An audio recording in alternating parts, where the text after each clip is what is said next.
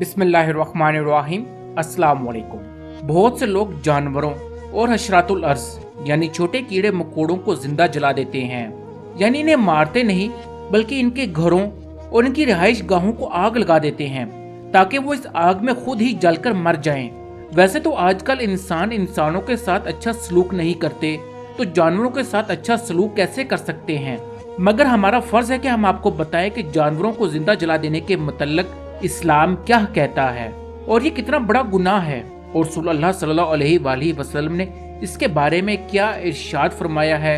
ये सब जानने से पहले आप हमें लाजमी सब्सक्राइब करें और इस मालूमात को दूसरों तक लाजमी शेयर करें ताकि वो भी एहतियात कर सकें, क्योंकि जायज मालूमात को शेयर करना सदका जारिया है। हजरत अबू हुरैरा रज़ी अल्लाह अन्हु से रवायत है कि रसूल करीम सल्लल्लाहु अलैहि वसल्लम ने इरशाद फरमाया, किसी चूंटी ने एक पैगंबर को काट लिया। पैगंबर ने चूंटियों का बिल जला देने का हुक्म दिया। हुक्म के मुताबिक चूंटियों का बिल जला दिया गया।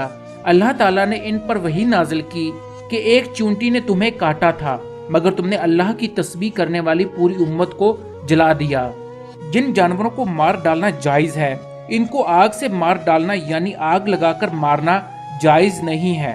मसलन चूंटियां, मच्छर, हत्ता के सांप और कुत्ता तक शामिल है।